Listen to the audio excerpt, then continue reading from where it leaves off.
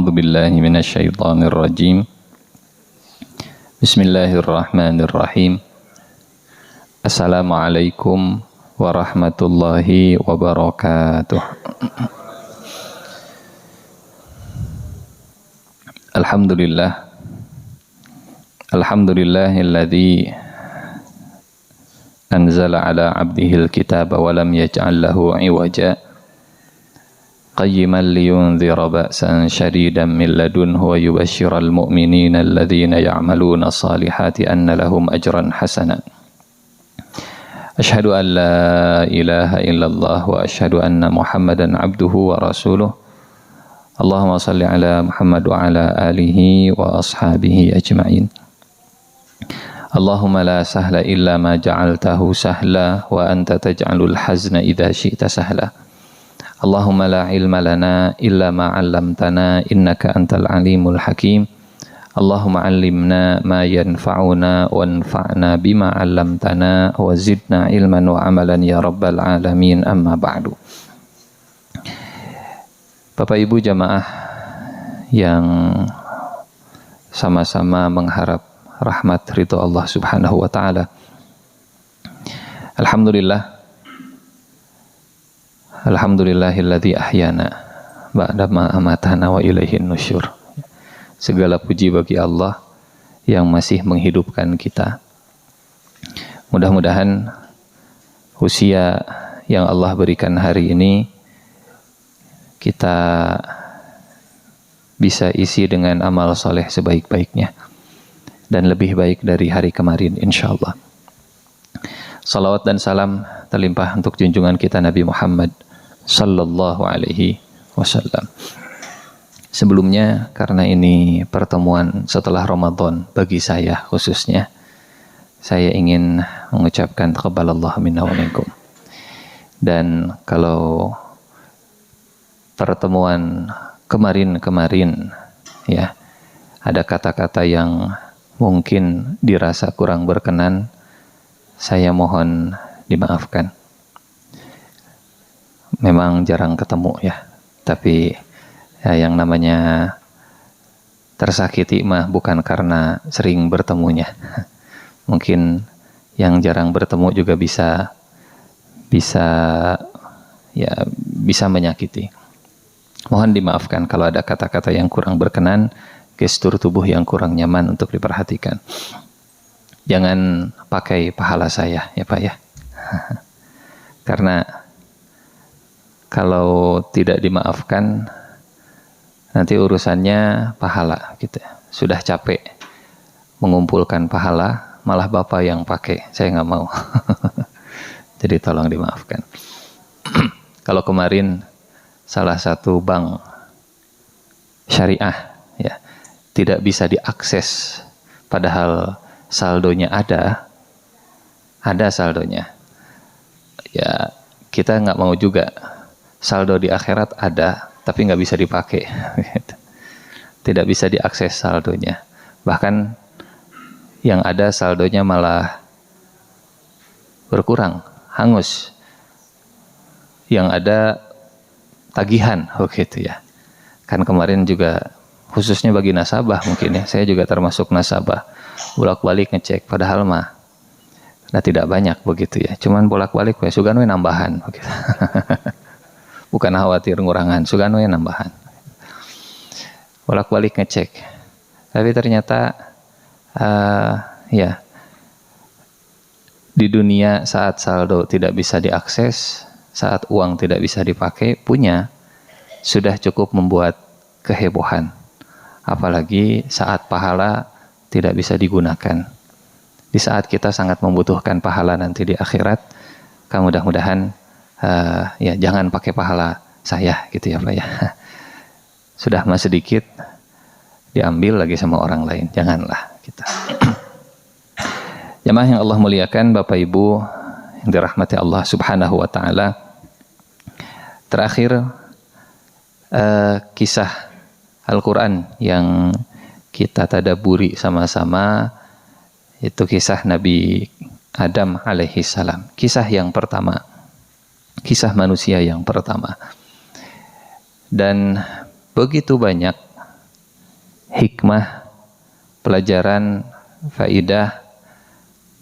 Pertama tentunya untuk Nabi Adam sendiri, bekal Nabi Adam hidup di bumi, ya.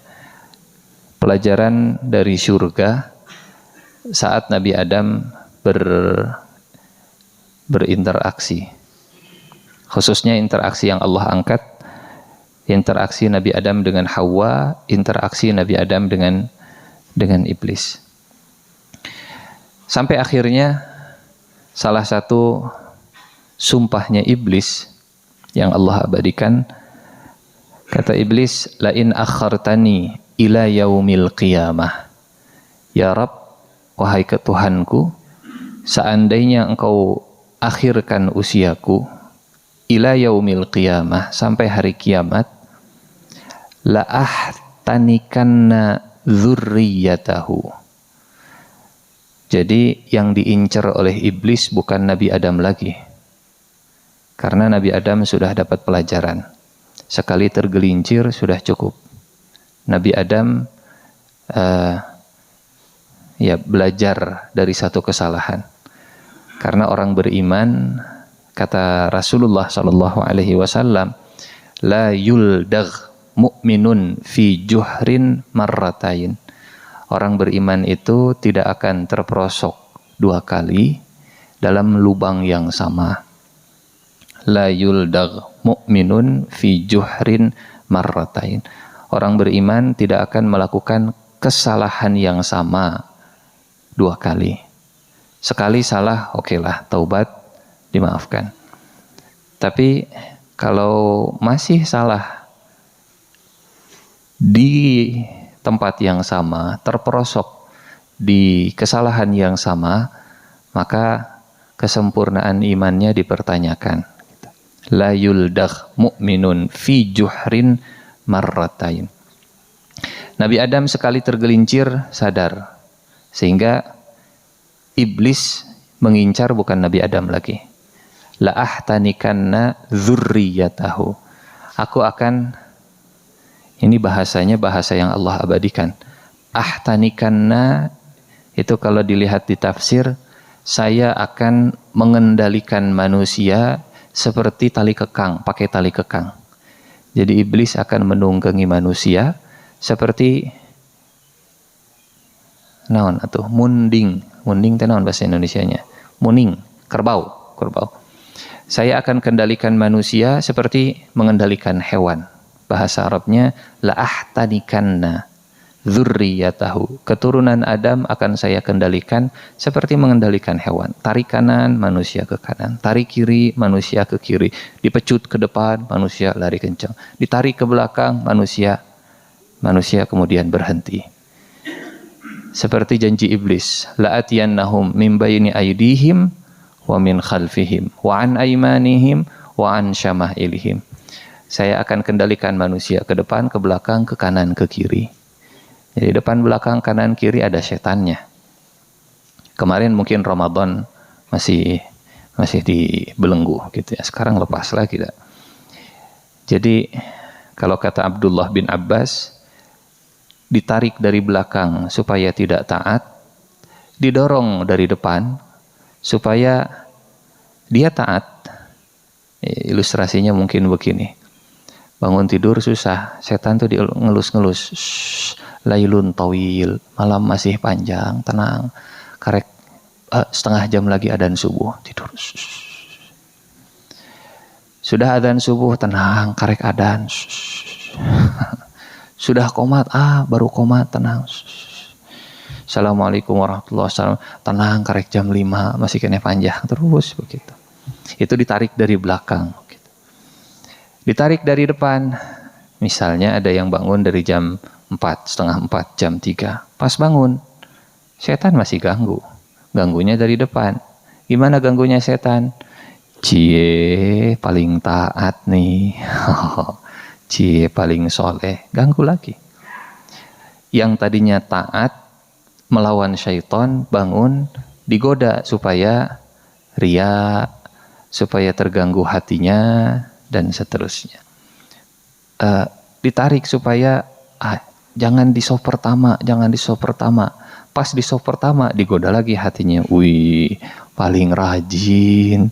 Tuh lihat yang lain mah tidak ada yang di sop pertama, bapak mah di sop pertama. Oh, sampai akhirnya hatinya gede. Ya, saya paling soleh dan seterusnya. Dari belakang ditarik supaya tidak taat, dari depan ditarik supaya taatnya jadi ria.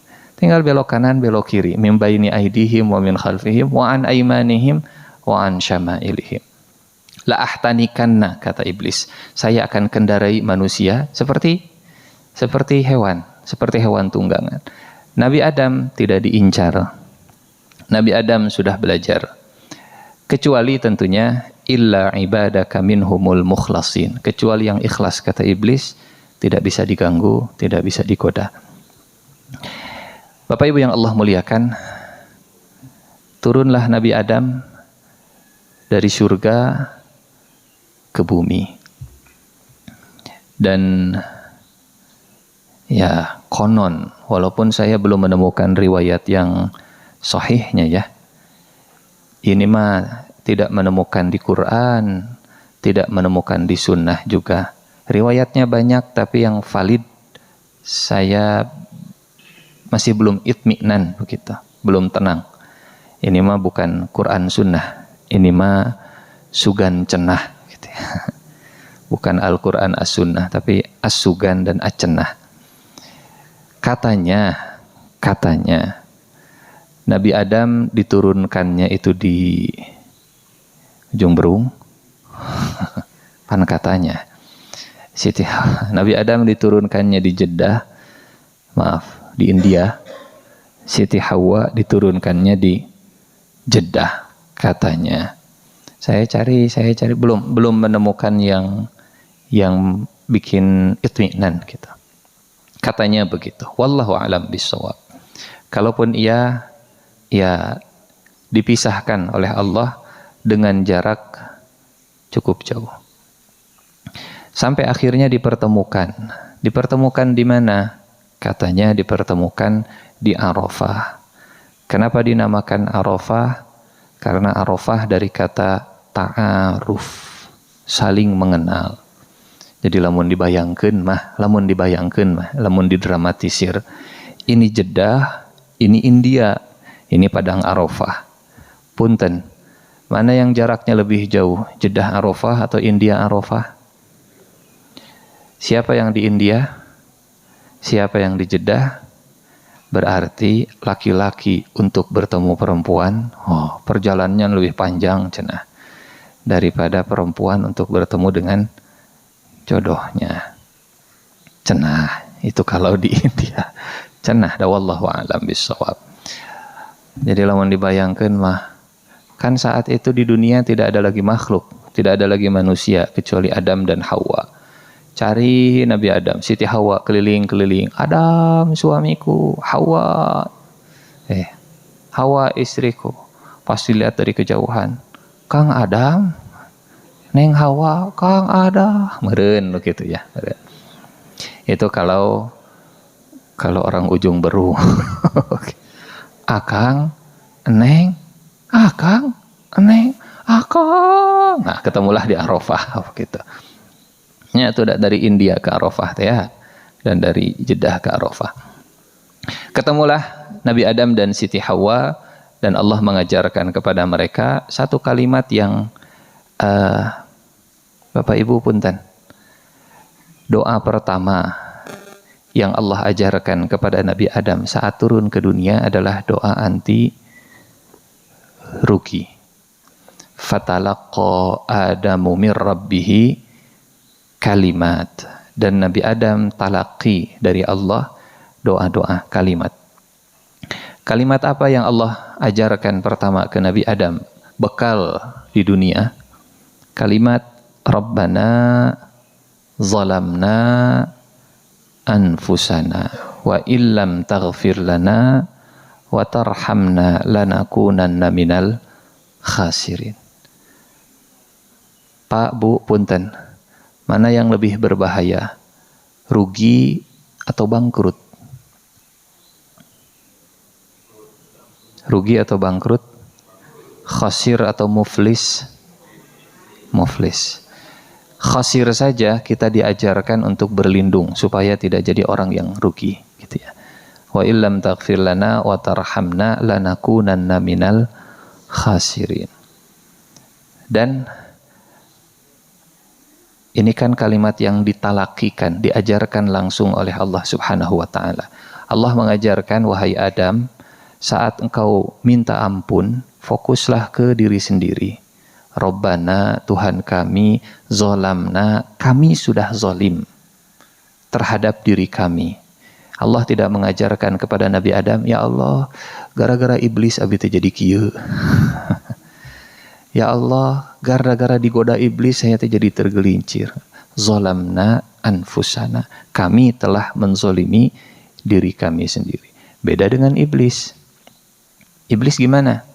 Kata iblis, Adam yang sudah engkau muliakan, la in akhartani ila yaumil qiyamah la ahtanikan nazur. Adam sudah engkau muliakan, Adam sudah engkau angkat. Adam. Jadi nemblehkeun ka Nabi Adam. Apa nemblehkeun bahasa Indonesia? Menumpahkan semua kesalahan dirinya kepada Nabi Adam alaihi salam. Sementara Nabi Adam diajarkan oleh Allah, zalamna anfusana. Ya Allah, kami telah menzalimi diri kami sendiri. Wa illam taghfir lana wa tarhamna lanakunanna minal khasir. Turun Nabi Adam, dan bersamaan dengan turunnya Nabi Adam, Bapak Ibu punten, kalau yang ada di buku-buku pelajaran, manusia purbakala itu menutup aurat atau tidak? Manusia zaman dulu, manusia jadul, punya rasa malu terhadap auratnya atau tidak? Rasa-rasanya, kalau saya baca gambarnya itu, ilustrasinya, seperti yang tidak menutup aurat begitunya, seadanya. Padahal di kisah Nabi Adam sendiri, Adam dan Hawa itu punya rasa malu saat auratnya tersingkap. Makan buah yang terlarang, terlihat auratnya, kan begitu ceritanya ya. Makan buah yang sebutlah namanya syajaratil khuldi, walaupun itu penamaan dari iblis. Makanlah buah ini supaya engkau abadi. Dimakan kelihatan auratnya. Nabi Adam kemudian lari. Dan ketika lari, fatafiqa yakhsifani alaihima min waraqil jannah. Dedaunan surga diambil oleh Adam untuk menutupi auratnya. Ini tanda bahwa manusia pertama punya rasa malu terhadap auratnya.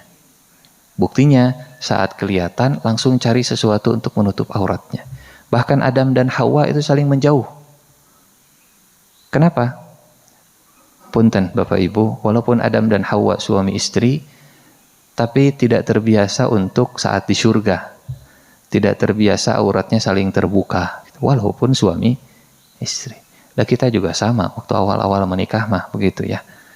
Tapi ini membuktikan bahwa manusia pertama itu manusia yang tertutup auratnya. Kenapa kita ceritakan ini, punten? Yang asli, yang pertama ada dari manusia itu terbelakang atau modern. Kan kesannya kalau terbelakang mah tidak menutup aurat, terbuka badannya dan seterusnya. Manusia pertama itu terbelakang, bodoh, tidak punya ilmu, terbuka auratnya, atau beradab. Kita punya keyakinan manusia pertama adalah manusia yang modern, beradab, banyak ilmunya. Siapa yang mengajarkan ilmunya? Langsung Allah. Wa 'allama Adamal asma'a kullaha. Jadi turun manusia pertama dalam keadaan ilmunya sudah mapan, rasa malunya ada, pakaiannya sudah tertutup. Pakaiannya yang namanya aurat itu batasannya sudah ada. Jadi yang asli itu bukan membuka aurat. Yang asli itu adalah menutup aurat. Yang asli itu menutup aurat. Bahkan ada ayat dalam surat Al-Hijr begini. Ya Bani Adam, wahai anak-anak Adam. Ini muqaddimah sebelum kita masuk ke cerita Qabil Habil ya. Karena cerita Qabil Habil tidak bisa lepas dari cerita Adam dan Hawa saat di surga dan turun ke dunia. Ya muqaddimahna biasa we sajam.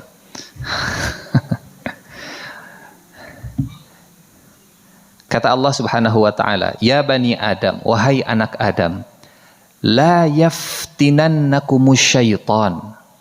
Janganlah kalian terfitnah oleh syaitan. Kama akhraja abawaikum minal jannah.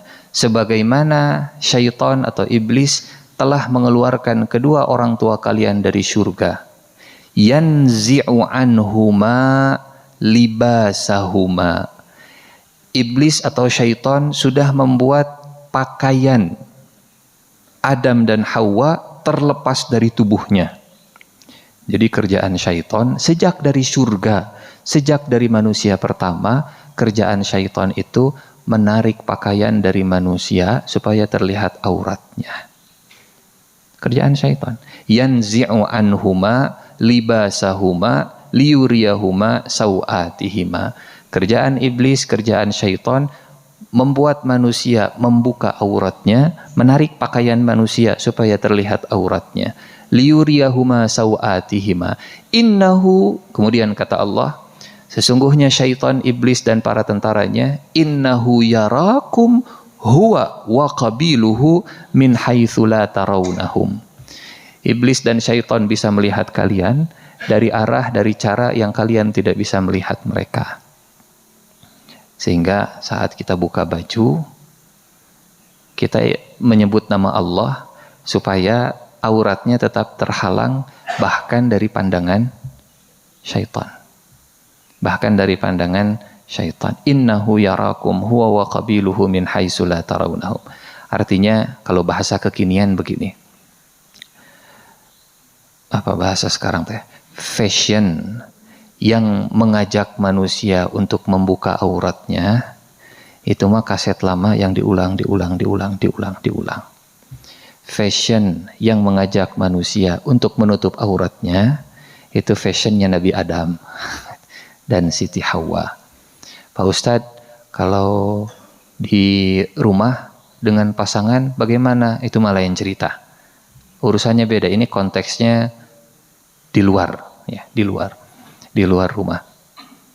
Innahu yarakum huwa wa qabiluhu min haitsu la tarawnahum. Kata Allah, saya ulangi lagi. Wahai anak Adam, jangan kalian difitnah, jangan kalian terfitnah oleh syaitan. Sebagaimana syaitan telah memfitnah. Fitnah di sini bukan fitnah dalam bahasa Sundanya. Abdi dipitnah gitu. Jangan kalian terfitnah, tertipu daya oleh syaitan sebagaimana syaitan telah menyebabkan keluar Adam dan Hawa dari surga. Dan syaitan telah menarik pakaian mereka, yanzi'u anhuma libasahuma. Turunlah Nabi Adam dari surga ke bumi, bersamaan dengan turunnya Nabi Adam, Allah pun menurunkan pakaian. Ya Bani Adama, qad anzalna alaikum, surat Al-A'raf. Ya Bani Adama, qad anzalna alaikum libasan yuwari sawatikum warisha. Bapak Ibu pernah mendengar ayat ini? Dan pakaian takwa jauh lebih baik. Walibasut taqwa dzalika khair. Nah, ayat ini ada di ayat tentang kisah pakaian yang Allah turunkan untuk Nabi Adam dan keturunannya.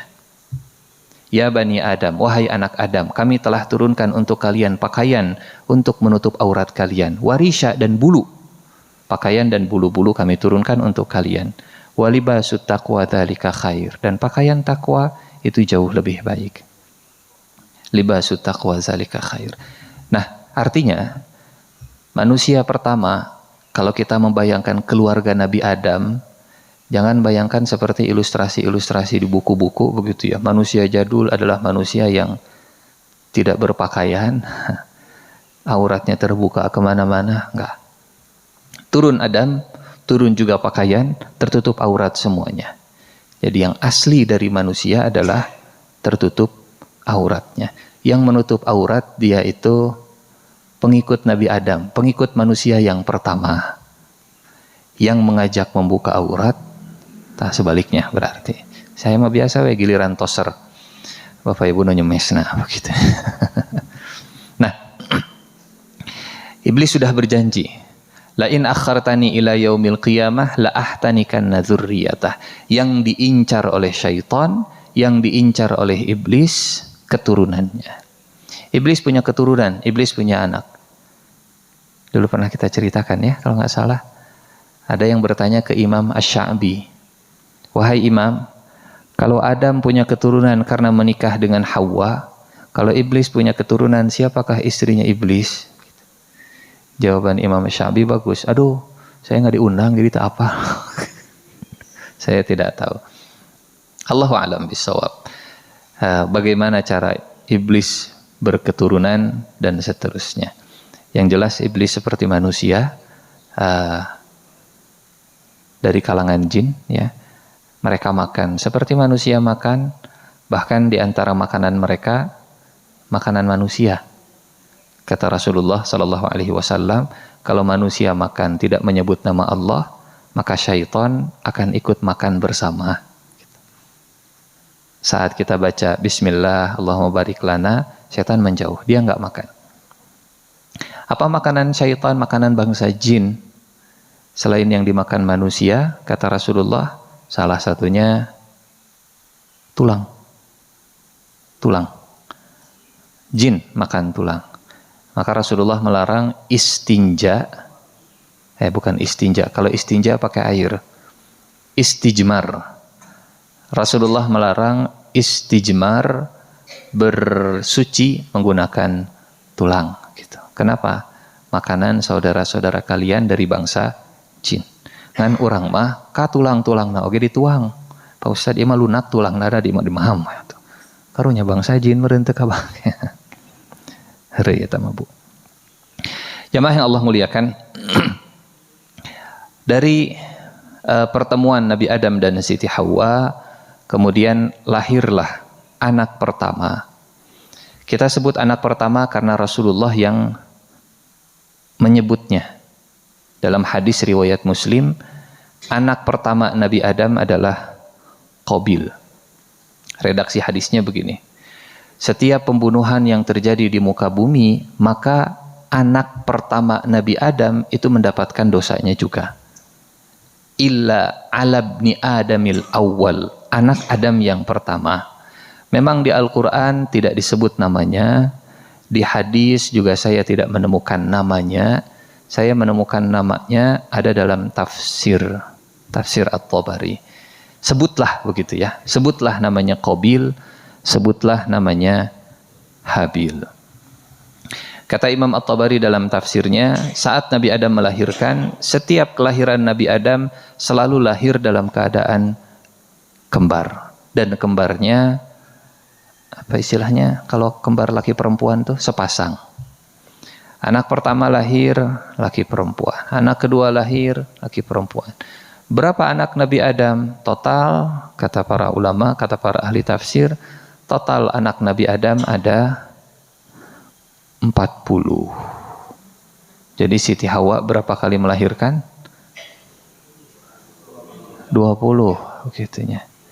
Kalau dulu ada yang melagu, ibu engkaulah wanita yang mulia, derajatmu 3 tingkat dibanding ayah.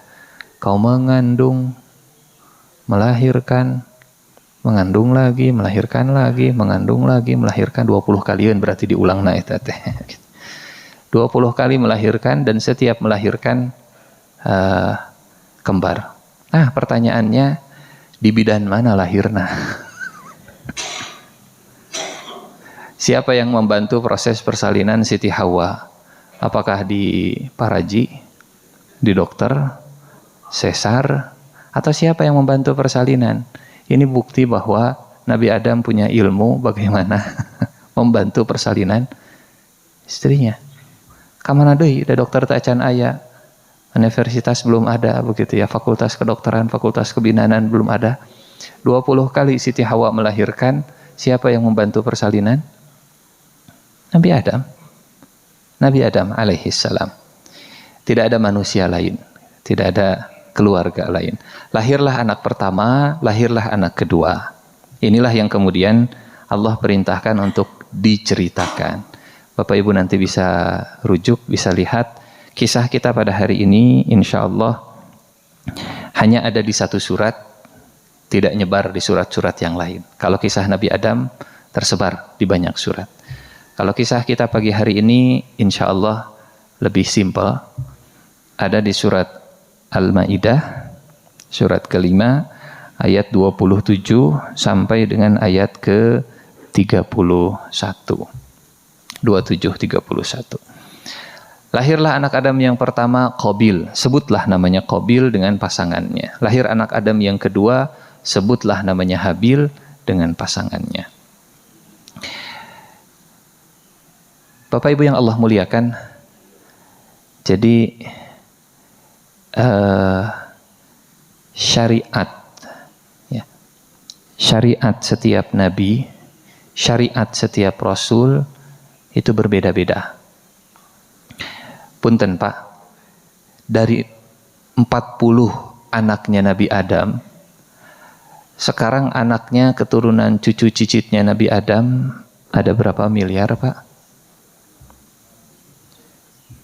Sebutlah 7 begitu ya. Bagaimana dari yang 40 jadi 7 miliar?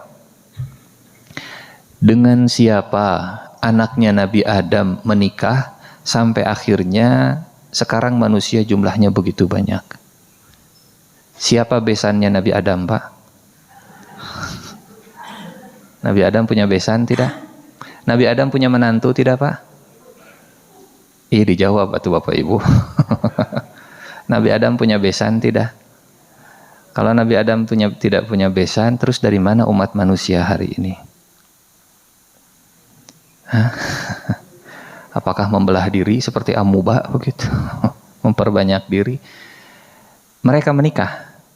Menikahnya dengan siapa? Nabi Adam tidak punya besan. Nah inilah yang tadi kita sampaikan. Syariat, tata cara beragama Nabi dengan Nabi berikutnya ada perbedaan. Dulu syariatnya, aturannya boleh menikah dengan saudara kandung. Kalau sekarang boleh tidak? Namanya apa? Kalau istilahnya incest gitu ya, incest. Dulu tidak ada istilah incest. Wah ini syariat incest, tidak ada. Kenapa? Dulu dibolehkan. Syariat setiap nabi sedikit banyak ada perbedaan. Contoh, punten. Dan syariat yang paling ringan, syariat yang paling dimudahkan oleh Allah itu syariat umat Nabi Muhammad SAW. Dulu kalau mau taubat dari dosa besar, ngeri. Cara taubatnya itu harus bunuh diri. Fatubu ila bari'ikum faktulu anfusakum. Bani Israel kalau kalian mau taubat, fatubu, taubatlah kalian, faktulu anfusakum, bunuh diri kalian. Gonimah zaman dulu, syariat umat zaman dulu, kalau selesai perang, dapat rampasan, dapat gonimah, kumpulkan, bakar. Nggak boleh ada yang ngambil. Sama sekali tidak boleh ada yang ngambil. Syariat umat zaman dulu, kalau pakaiannya kena najis, kena kotoran, kalau kita kan gampang, kasih air, bersihkan, selesai. Zaman dulu kadang ada yang harus dipotong, tidak boleh dipakai lagi. Macam-macam. Kalau mau ibadah, mau sholat, dulu tidak ada yang namanya tayamum. Kalau bersuci dengan air, tayamum tidak ada. Tayamum dibolehkan untuk umat Nabi Muhammad SAW. Dan seterusnya, dan seterusnya. Dulu kalau saum, tidak boleh berhubungan suami istri di malam hari. Awal-awal diperintahkan saum, para sahabat menahan diri. Tapi akhirnya banyak yang bocor. Akhirnya kata Allah, uhilla lakum, dihalalkan. Uhilla lakum lailatas siyamir rafathu ila nisaikum hunna libasul lakum wa antum libasul lahunna. Kata Allah, alimallahu anna fikum dha'fa. Allah tahu kalian itu lemah gitu, wahai umat Muhammad. Diringankan syariatnya, dimudahkan syariatnya. Ya, intinya setiap umat syariatnya berbeda-beda. Untuk keberlangsungan umat manusia, maka Allah perintahkan kepada Nabi Adam, keturunannya menikah. Dengan siapa menikah? Menikah dengan kembarnya, menikah dengan saudaranya. Tapi ada aturannya, tidak boleh menikahi kembarannya. Walaupun sama-sama saudara kandung, tapi tidak boleh menikahi kembarannya. Qabil tidak boleh menikahi kembarannya, Habil tidak boleh menikahi kembarannya. Sama-sama orang, sama-sama anak kandung, saudara kandung. Kata para ulama, ini tanda bahwa sejak pertama ada syariat pernikahan, dianjurkan menikah itu dengan yang jaraknya jauh.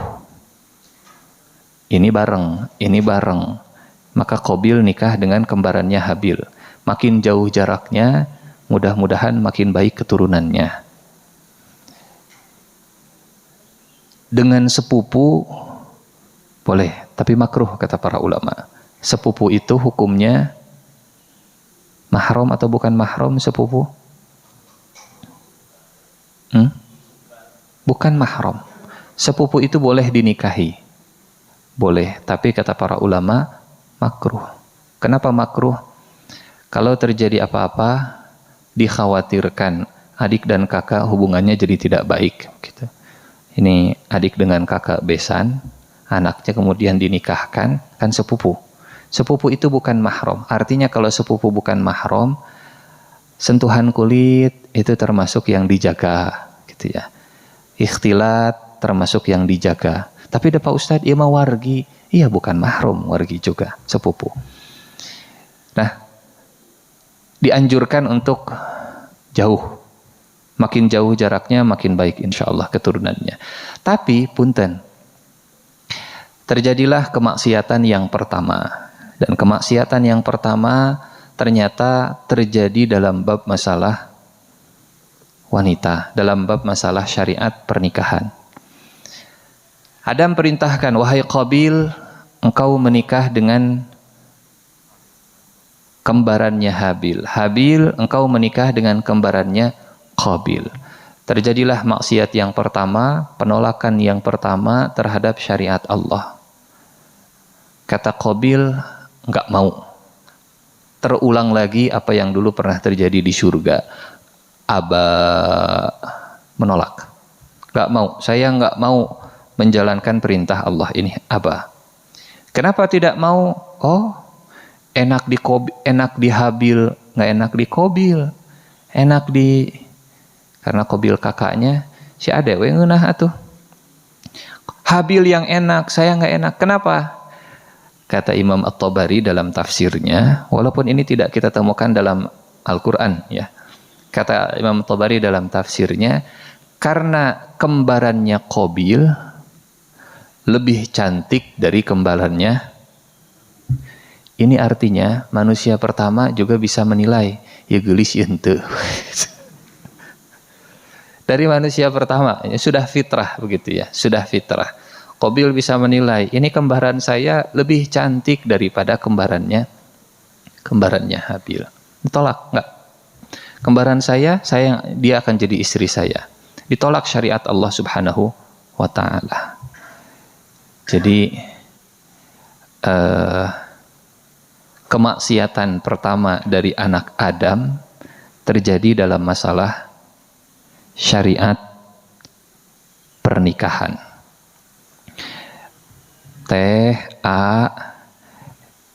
Lamun nikah teh kudu kieu, agama mengajarkan begini, alim kuno eta mah jadul, kumaha teh hoyong kitu dan seterusnya, mau walimah begini, mau bajunya begini atau begitu, kumaha teh.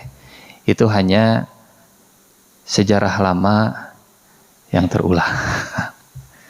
Nggak mau, Qabil tidak mau. Karena ini lebih cantik dari yang itu. Tapi punten, Bapak Ibu yang Allah muliakan, bukan berarti oh Pak Ustadz, berarti tidak boleh ya menikah dengan yang cantik. Eta buktina qabil. Bukan, ini bukan urusan cantik atau tidak, kaya atau tidak, cinta atau tidak, tapi urusannya Allah nyuruh menikahnya dengan kembaran saudaranya. Kembaran saudaranya. Tapi menolak. Dulu, Bapak Ibu, di zaman Nabi, ada ayah, ada bapak curhat ke Rasulullah Sallallahu Alaihi Wasallam. Ya Rasulullah, anak perempuan saya ada yang melamar. Yang satu berlimpah hartanya. Yang satu makdum, apa makdum teh? Ya pas-pasan lah begitu. Yang satu berlimpah, yang satu makdum. Ya Rasulullah, siapakah yang harus saya terima lamarannya? Nabi nanya balik. Kata Nabi, wal fatah man tahwa, wal fatah, dan anak gadismu man tahwa, lebih condong kemana? Ke yang kaya atau ke yang tidak berpunya? Ya Rasulullah, saya curhat juga karena anak perempuan saya sukanya ke sini, ke yang tidak berpunya, tapi saya pengen anak saya tuh menikahnya ke sini. Wal fatah man tahwa, ya Rasulullah, anak saya menginginkan yang tidak berpunya. Kata Rasulullah sallallahu alaihi wasallam, la ara lil mutahabbaini illan nikah. Saya tidak melihat solusi yang terbaik bagi dua orang yang sudah saling menginginkan kecuali sudah nikahkan saja. Dengan siapa nikahkannya? Dengan ini. Kalau memang anak gadisnya lebih condong kepada yang ini, nikahkan saja. Jadi ini urusannya bukan urusan tidak boleh menikah dengan yang diinginkan, bukan. Tidak boleh menikah dengan yang cantik, bukan. Tidak boleh menikah dengan yang kaya, bukan. Tidak boleh menikah dengan yang darah biru, bukan. Tapi Allah perintahkan Qabil nikah dengan kembarannya Habil, Habil nikah dengan kembarannya Qabil. Enggak mau. Enggak mau. Tidak ridho dengan ketetapan dari Allah Subhanahu wa taala. Dari penolakan ini, punten, muncullah penyakit hati yang pertama, yang dulu juga pernah ada di surga. Penyakit hati yang pertama yang pernah terjadi di surga. Muncul penyakit yang namanya hasad, iri, dengki, sirik. Pakai sin, bukan pakai shin. Kenapa harus Habil? Kenapa sih Habil? Kenapa Habil? Kenapa Habil? Kenapa Habil? Padahal ini kan yang bersama dengan saya. Kedengkian itu, Bapak Ibu, kalau hasid saja, insya Allah tidak berbahaya. Yang berbahaya itu kalau hasidin idza hasada. Qul a'udzu birabbil falaq min syarri ma khalaq wa min syarri ghasiqin idza waqab wa min syarri naffatsati fil 'uqad wa min syarri hasidin idza hasada. Yang berbahaya itu kalau hasid idza hasad. Kalau pendengki saat dengkinya itu menjadi tindakan, jadi perbuatan. Kalau hanya sekedar kenapa ya dia lagi, kenapa dia terus, kenapa dia lagi, kenapa dia terus, tidak ada tindakan, insya Allah aman. Aman buat yang didengkinya begitu. Tapi kalau sudah sampai pada tindakan hasid idza hasad, disitulah perlindungan Allah yang kita butuhkan. Sampai akhirnya, ini belum masuk ke ayat Qur'annya ya. Ini baru watlu alaihim naba abnai adam bil haq, dan ceritakanlah kepada mereka kisah kedua putra Adam dengan sebenar-benarnya. Baru sampai situ. Ceritakanlah kedua anak Adam dengan sebenar-benarnya. Masuklah ke episode berikutnya. Allah perintahkan anaknya Adam, wahai Adam, perintahkan kepada kedua anakmu untuk memberikan kurban. Nah, berapa bulan lagi kita akan kurban? 2 bulan lagi. Kurang bahkan ya. Kurang. Sekitar 1 bulan 20 harian lagi. Kurang lebih. Watlu alaihim naba abnai Adam bil haqq idh qarraba qurbana. Perintahkan anakmu untuk berkurban. ketika keduanya mempersembahkan kurban. Bapak Ibu yang Allah muliakan, secara bahasa kurban itu dari kata qaruba yaqrubu, yang artinya dekat. Kurban satu rumpun dengan dekat. Taqarrub, mendekat. Apa hubungannya? Dulu pernah kita sampaikan, rasanya dalam bahasa Arab itu kalau kata-katanya sama, kalau huruf-hurufnya sama, pasti artinya juga nggak akan jauh berbeda. Apa hubungan antara korban dengan dekat? Qorib artinya dekat, kurban artinya berkurban. Apa benang merah antara pengorbanan dengan kedekatan? Karena untuk bisa dekat harus siap berkorban. Makin dekat dengan Allah, memang harus banyak yang dikorban. Saya kira bukan hanya untuk hablum minallah ya, hablum minan nas juga sama. Bapak Ibu pernah mendengar cerita apa itu? Keluarga landak. Keluarga landak mereka sedang meeting. Persiapan menghadapi musim dingin. Nah, pernah ya? Yang ketawa kayaknya pernah. The winter is coming. Musim dingin akan datang. Keluarga landak mereka kumpul, mereka meeting, mereka musyawarah. Bagaimana kita menghadapi musim dingin? Wah, debat, adu argumen masing-masing. Singkat cerita, setelah musyawarah, ada dua rekomendasi, dua pilihan. Pilihan yang pertama, keluarga landak harus merapat, mendekat supaya hangat. Mudah-mudahan dengan kehangatan dalam kedekatan bisa melewati kerasnya musim dingin. Tapi ada resikonya. Apa resikonya? Kalau semua merapat, mendekat, menghangat, setiap landak itu punya duri. Nanti akan menyisakan luka. Jadi kalau dikasih judul pilihan yang pertama ini, ada kehangatan dalam luka. Aduh, cocok jadi judul film. Atau pilihan yang kedua, masing-masing keluarga landak itu mencari kenyamanan, jaga jarak. Memang nyaman, tidak saling tusuk, tidak saling melukai, nyaman. Tapi resikonya musim dingin yang keras ini bisa membuat mereka mati kedinginan, beku. Pilihan yang kedua, judulnya ada kenyamanan dalam kebekuan. Luka hiji naon? Ada kehangatan dalam luka, ada kenyamanan dalam kebekuan. Kira-kira kalau kita pilih yang mana? Pilih kehangatan dalam luka atau pilih kenyamanan dalam kebekuan? Pilih mana, Pak? Kalau saya milih jangan jadi landak. Jangan jadi landak lah. Enggak, maksudnya setiap dekat itu pasti ada pengorbanannya. Pasti. Kita mendekat ke Allah, taqarrub ilallah, pasti banyak pengorbanannya. Suami misalnya, contoh ini yang LDR. Suami misalnya kerja di Aceh, istri kerja di Papua, jaraknya jauh. Kalau ingin dekat, pasti salah satunya ada yang harus siap berkorban. Gitu. Dekat artinya berkorban. Berkorban itu berarti siap, ya, untuk bisa dekat harus siap berkorban. Qorib, kurban. Qorib, kurban. Makin banyak kurbannya, makin banyak pengorbanannya, insya Allah makin dekat jaraknya. Dan dengan manusia juga saya yakin sama. Kedekatan, kehangatan, kebersamaan, pasti pengorbanannya perasaan salah satunya. Gitu. Pengorbanan.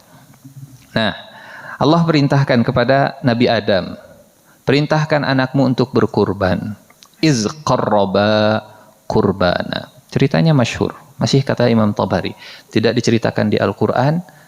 Ulama tafsir yang menceritakan. Saat itu, Nabi Adam mengajarkan kepada Qabil dan Habil dua mata pencaharian untuk bisa bertahan hidup. Qabil mata pencahariannya bercocok tanam. Habil mata pencahariannya gembala. Allah perintahkan berkorban dengan mata pencaharian kalian. Kata Imam At-Tabari, Qabil berkurban dengan seburuk-buruknya kurban, Habil berkurban dengan sebaik-baiknya kurban. Qabil ngasih hasil bumi yang paling jelek, Habil memberikan gembalaan yang paling baik. Tapi dua-duanya punya keinginan yang sama. Apa keinginannya? Sama-sama kurbannya ingin diterima. Ini punten Bapak Ibu, ini mah kalau pakai bahasa kekinian begitu ya. Qabil itu prinsipnya dengan pengorbanan sekecil-kecilnya untuk mendapatkan hasil yang sebesar-besarnya. Itu prinsipnya. Saya nggak bilang prinsip itu, prinsip Qabil ya. Qabil ingin diterima, tapi pengorbanannya yang paling jelek. Bahasa sekarangnya, dengan pengorbanan sekecil-kecilnya untuk mendapatkan hasil sebesar-besarnya. Habil prinsipnya beda. Kalau prinsip Habil, kalau hasil ini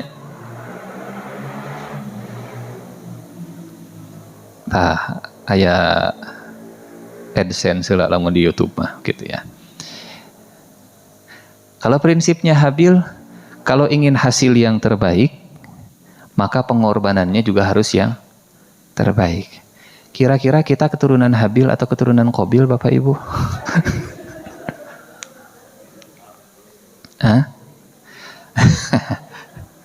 Punten, kadang aduh saya juga malu dah ini teh. Saya ngomong bukan buat Bapak Ibu juga, buat saya begitu ya. Kira hari saya teh lebih sering pakai prinsipnya Habil atau pakai prinsipnya Qabil gitu. Buat saya pribadi sama. Nya kadang ciga nama kita teh ada dua nana begitu ya. Nenek moyang kita teh ciga nama tiblah Qabil tiblah Habil begitu. Tiditu tidieu ciga nama. Dah kadang sok juga Habil, kadang juga Qabil. Bapak Ibu kalau mau mancing ikan paus, umpannya pakai cacing atau pakai apa? Kan kita mah kadang begitu, umpannya cacing, tapi ikannya pengen teh Qabil gitu. Qabil teh siga gitu. Hasil ingin yang terbesar, tapi pengorbanan pengen yang terjelek. Kan begitu cerita korban Qabil teh. Pengennya mah diterima, pengen hasilnya besar. Tapi Habil, kalau ikannya pengen paus, maka umpannya juga bukan cacing, umpannya harus lebih gede lagi. Habil. Punten pisan. Keun welahnya dalam urusan duniawi mah meureun. Kadang dalam urusan ukhrawi, prinsip yang dipakai masih prinsip Qabil. Kadang kita begini, ari surga, hoyong surga Firdaus, kan begitu? Tah eta. Saya mah bagian toser ya pokoknya mah. Kan Bapak Ibu nu nyames nama. Punten Pak. Punten Bu, punten.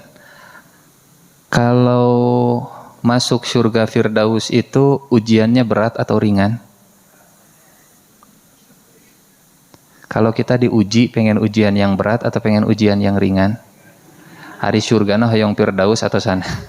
Tah eta teh saha? Qabil gitu. Kan Qabil begitu, surgana hoyong Firdaus gitunya. Hari tah eta. Ini mah misal begitu. Saya lewat kotak infak masuk 500. Ya Allah surga Firdaus ya Allah. Padahal di dompet misalnya ada 555.500 rupiah. Cet surga Firdaus ya Allah. Kan kita teh saya juga sama. Kita semua disindir oleh Allah. Am hasibtum an tadkhulul jannah walamma ya'tikum mathalul ladzina khalau min qablikum massathumul ba'sa wad-dharra wazulzilu. Apakah kalian merasa akan masuk surga padahal belum datang kepada kalian? Walamma ya'tikum mathalul ladzina khalau min qablikum massathumul ba'sa wad-dharra wazulzilu. Belum datang kepada kalian bencana, musibah, tekanan, ujian, zilzal, zulzilu, gempa. Gempanya tentu bukan gempa bumi, gempa hati. Wazulzilu. Teruskan ayatnya. Walamma ya'tikum masalul ladzina khalau min qablikum masathumul ba'sa wad-dharra wazulzilu hatta yaqular rasulu wal ladzina amanu mata nasrullah.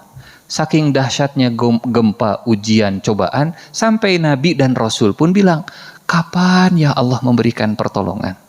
Nabi sampai ngomong begitu, ya Allah kapan pertolonganmu datang? Mata nasrullah. Dan memang kadang pertolongan Allah itu datang di last minute, di detik terakhir. Jadi kalau belum datang tandanya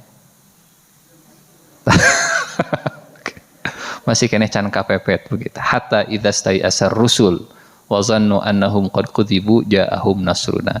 Kalau sudah hampir putus asa, sudah kepepet, baru datang pertolongan Allah. Jadi pada akhirnya pertolongan Allah itu datang. Kalau belum datang berarti belum berakhir. Semua akan indah pada akhirnya. Kalau belum indah berarti belum di ujung berung. Ujung berung indah. Bapak Ibu yang Allah muliakan, kalau punya iman, kita pengen imannya iman yang tinggi. Tapi kalau dapat ujian, ya pengen ujiannya yang ringan begitu. Padahal punten pisan. Mungkinkah mahasiswa S3 diuji dengan soal anak TK? Misalnya S2 begitu ya. Pas di sidang pertanyaannya pertanyaan anak TK. Menurut Bapak, menurut Pak Ihsan, 1 tambah 1 berapa? 2. Anda lulus cum laude. Kira-kira saya dapat gelar S2-nya bangga tidak? Enggak bangga. Enggak bangga. Jadi Bapak Ibu pengen lulus ke surga dengan bangga atau tidak? Jawab atau Bapak Ibu, jawab. Pengen masuk surga dengan kebanggaan atau tidak? Pengen. Berarti pengen dapat ujian yang berat atau yang ringan? Itu nyambung itu ya. Tidak sinkron. Ini khawatir split personality jadi. Kan kita bangga kalau sudah diuji dosennya killer dan seterusnya. Wah, saya tuh ujiannya susah, pertanyaannya susah. Saya dapat gelar itu dengan susah payah. Bangga. Tapi kalau gampang, enteng dan seterusnya, tidak ada kebanggaan sama sekali, babari begitu. Jadi kalau pengen lulus bangga atau lulus biasa saja? Masih kena anggar jawaban. Jadi pengen yang berat atau yang ringan ujian?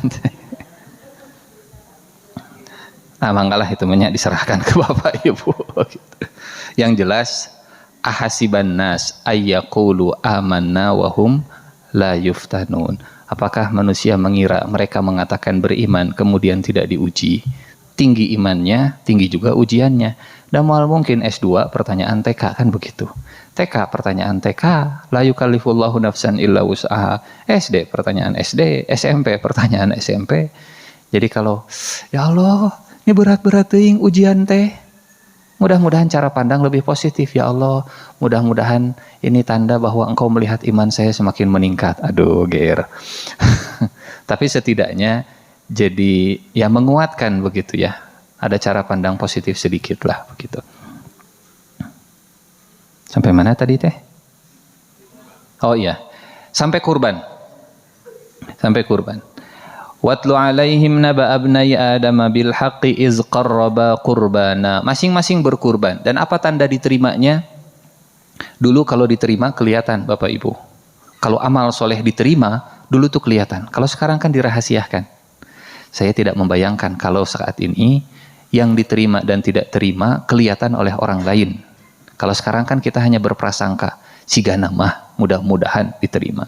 Kalau dulu kelihatan. Apa tanda kelihatannya? Kalau kurbannya diterima, ini amal solehnya kurban. Kalau kurbannya diterima, maka kurbannya itu akan dimakan api. Kurbanin ta'kuluhun nar. Dalam Al-Quran juga disebutkan. Kurbannya kalau dimakan api, tandanya diterima. Bayangkan kalau saat ini seperti itu. Sama, gonimah juga dulu begitu. Dikumpulkan, kalau misalnya tidak habis ghanimahnya dengan api, berarti ada yang menyembunyikan, ada yang tidak mengumpulkan ghanimah.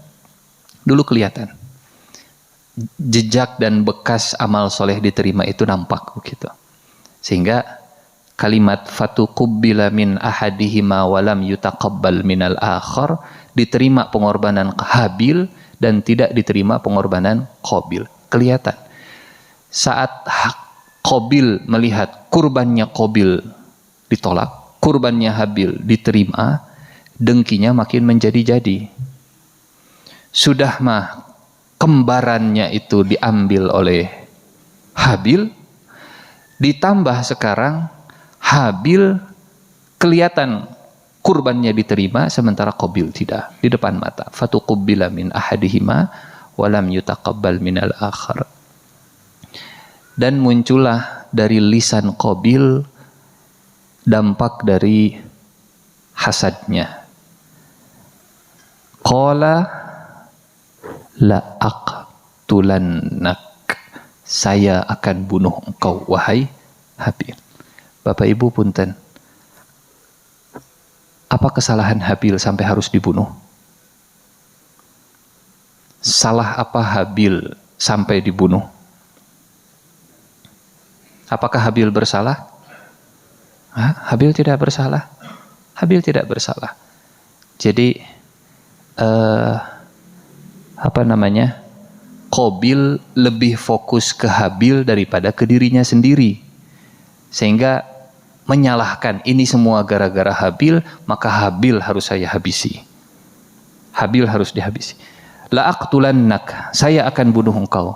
Kalimat pertama dalam sejarah manusia keluar dari lisannya Qabil untuk membunuh. La'aqtul, dari kakak ke adik, la'aqtulannak, saya bunuh engkau. Dan kalimatnya bukan la'aqtuluka.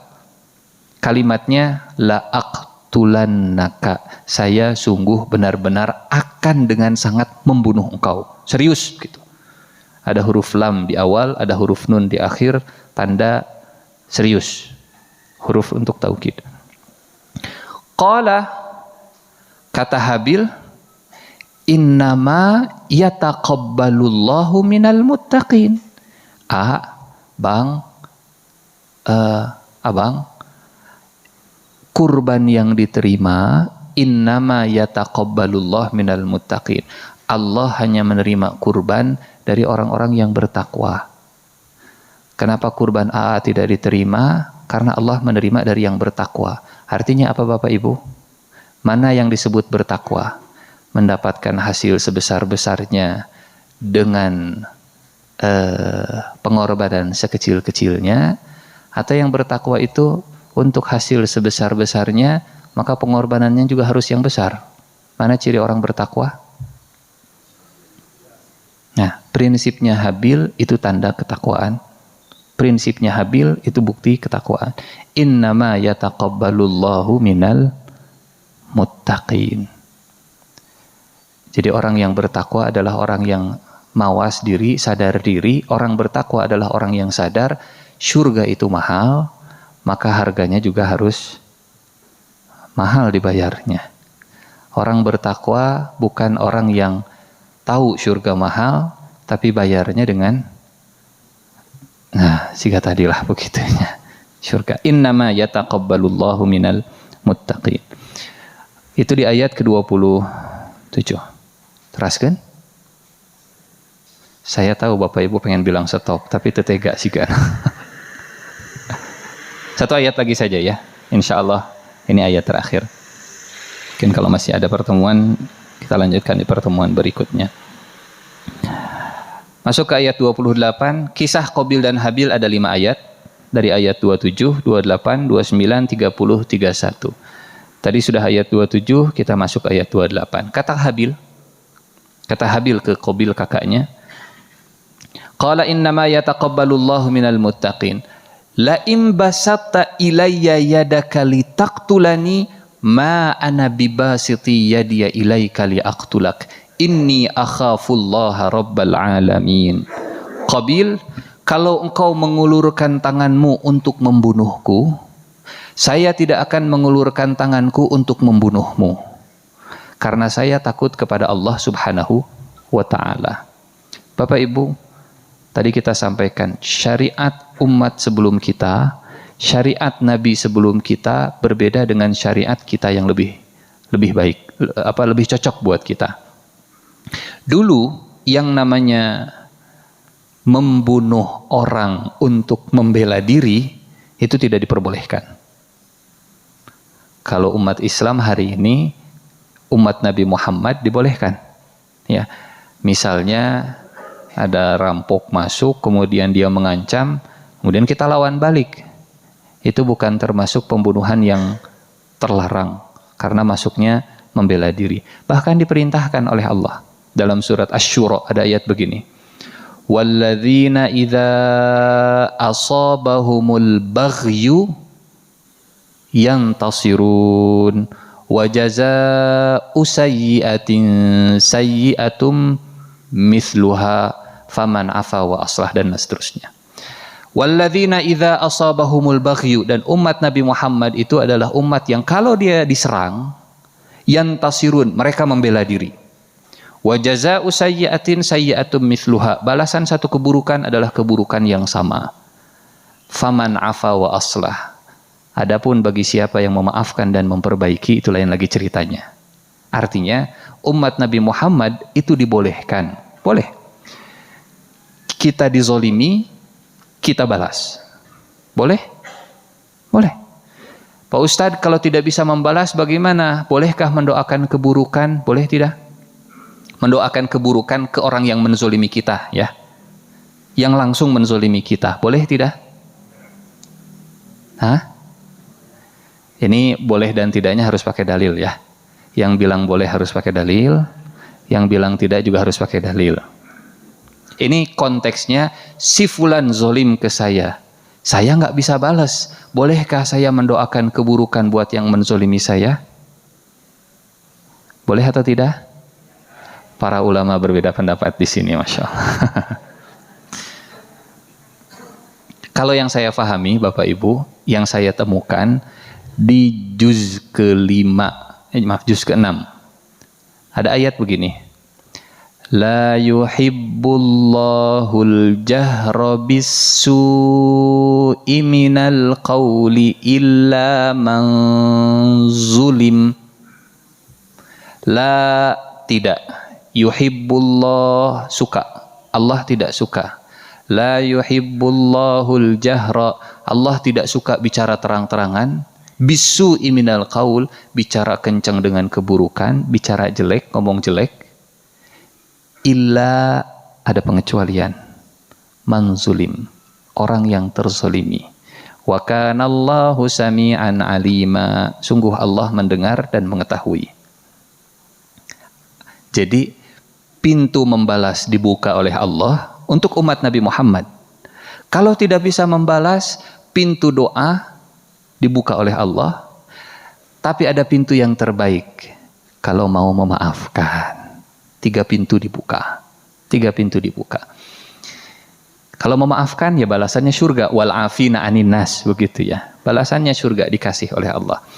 Tapi dibuka juga 2 pintu ini untuk umat Nabi Muhammad sallallahu alaihi wasallam. Wa jazaa'u sayyi'atin sayyi'atum mithluha. Makanya Rasulullah mewanti-wanti, kata Nabi, ittaqu da'watal mazlum. Hati-hati dengan doanya orang yang terzolimi. Hati-hati dengan doanya orang yang terzalimi. Kenapa? Fa innahu laisa bainahu wa bainallahi hijab. Karena tidak ada sekat antara dia dengan Allah Subhanahu wa taala. Itu syariat umat Nabi Muhammad yang diberikan kelonggaran luar biasa. Jadi kalau kita umat Nabi Muhammad dipukul pipi kanan, serahkan pipi kiri. Pukul pipi kanan, boleh balas pipi kanan lagi, dengan catatan punten, kalau tadi kita yang dipukul pipi kanan sakit, maka membalasnya harus dengan sakit yang sama dan tidak boleh lebih sakit. Pukul pipi kanan, kanan kiri, berubah tuh. Tadi kita terzolimi, jadi kita yang zolim. Harus sama. Wa jazaa'u sayyi'atin sayyi'atun misluha. Kita naik mobil, mobilnya punten LCGC, ditabrak ku mobil polpo, cek Pak Ustad, wa jazaa'u sayyi'atin sayyi'atun misluha, tabrakeun deui, beuki kentop mobil orang. Iya. Ini dibuka pintunya. Kalau ini tidak bisa, ada pintu yang kedua. Pintu doa. Doa orang yang terzolimi. Khusus yang terzolimi ke yang berbuat zolim. Kalau ini tidak mau diambil, ada pintu yang ketiga. Nah, ini umat Nabi Muhammad. Dulu tidak begitu syariatnya. Syariat Nabi Adam, umatnya Nabi Adam, tidak boleh membela diri kalau diserang. Lebih baik terbunuh dalam keadaan terzolimi daripada membunuh walaupun kita melindungi diri. Lebih berat. Sehingga jawaban Habil, la im basatta ilayya yadaka litaqtulani ma ana bibasiti yadiya ilaika liaqtula. Kalau engkau membunuh saya tidak akan membunuh engkau. Sebagian ulama menjadikan ayat ini sebagai dalil. Kalau konteksnya gesekan di keluarga, adik dengan kakak, begitu ya. Kalau konteksnya di keluarga, maka ayat ini masih berlaku. Kakak dengan adik kalau ribut, maka jadilah seperti Habil, biarlah mengalah, biarlah kemudian demi kebersamaan, nggak apa-apa kita yang mengalah, sok mangga. Qabil yang maju biar Habil. Itu kalau konteksnya keluarga, karena ini ayatnya tentang dua anak Adam, adik dan kakak. Jadi ayat ini tetap berlaku dalam konteks keluarga, tapi dalam konteks di luar keluarga, maka Allah membuka 3 pintu tadi. Pintu maaf, pintu doa, atau pintu membalas. La in basatta ilayya, kalau engkau membunuh saya tidak akan membela diri untuk membalas membunuh engkau. Kenapa? Bukan karena Habil itu lemah. Bukan. Habil, kata Imam At-Tabari, fisiknya jauh lebih kuat, lebih hebat, lebih cerdas, lebih pintar, lebih dahsyat daripada Qabil. Lalu apa yang bisa membuat Habil menahan diri, tidak menzolimi, tidak berbuat jahat kepada Qabil? Cuman satu. Inni akhafullaha rabbal alamin. Saya takut kepada Allah. Cuman satu. Yang bisa membuat orang terhindar dari kezoliman, takut ke Allah. Takut ke Allah. Bapak Ibu punten, pernah mendengar cerita, saya sudah cerita belum di sini ya, cerita penjual susu murni? Sudah? Tenanawan lah ya, sepertinya banyak yang tidak mengangguk.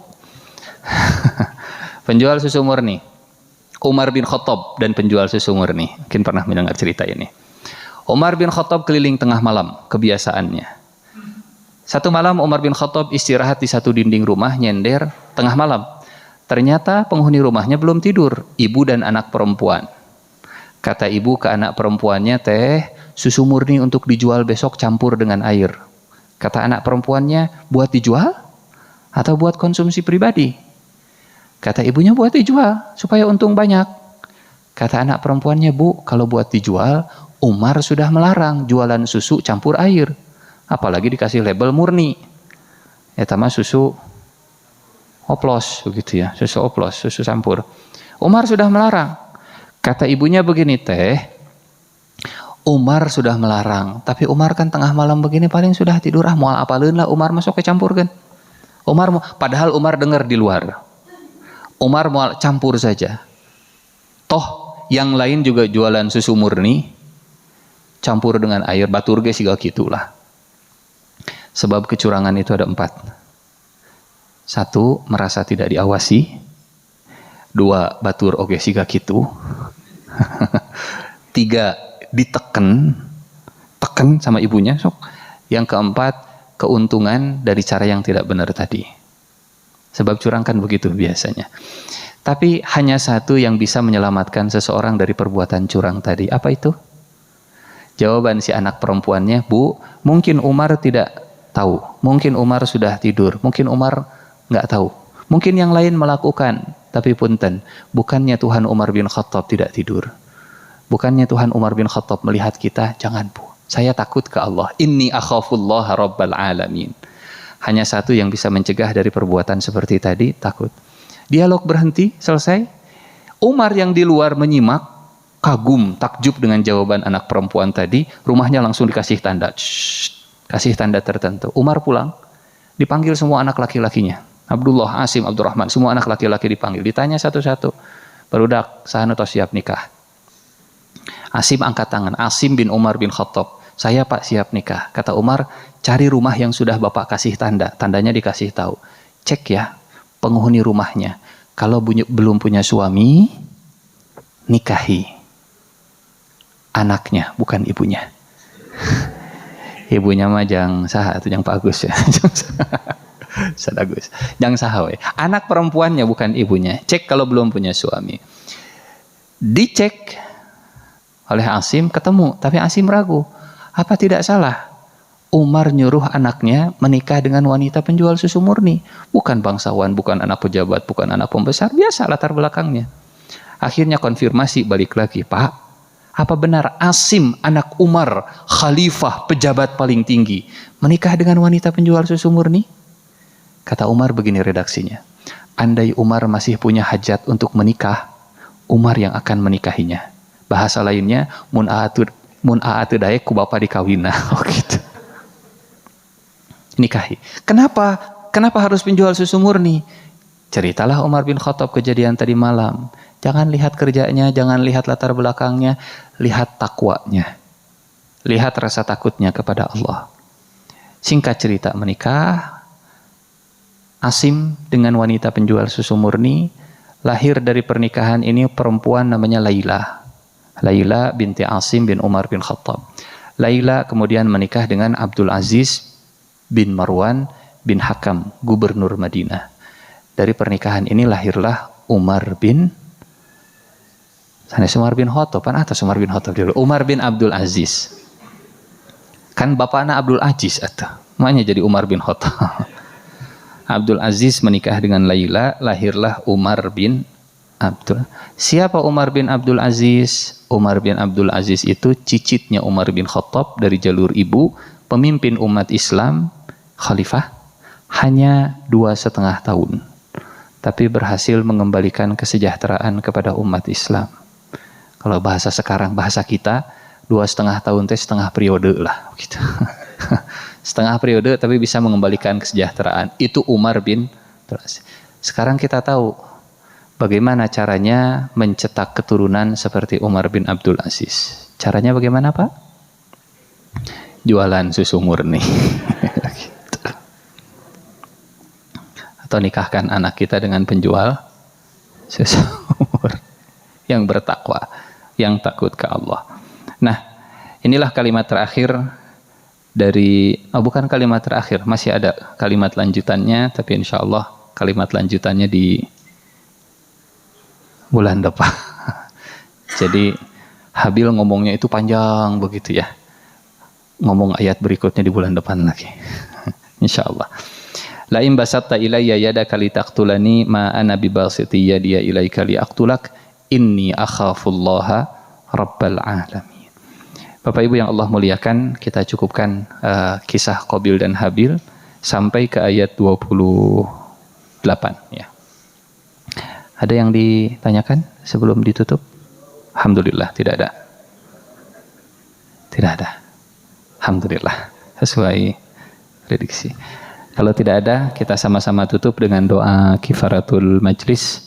Subhanakallahumma wa bihamdika asyhadu an la ilaha illa anta astaghfiruka wa atubu ilaik. Aqulu qawli hadza wa astaghfirullah li wa lakum. Wassalamu alaikum warahmatullahi wabarakatuh.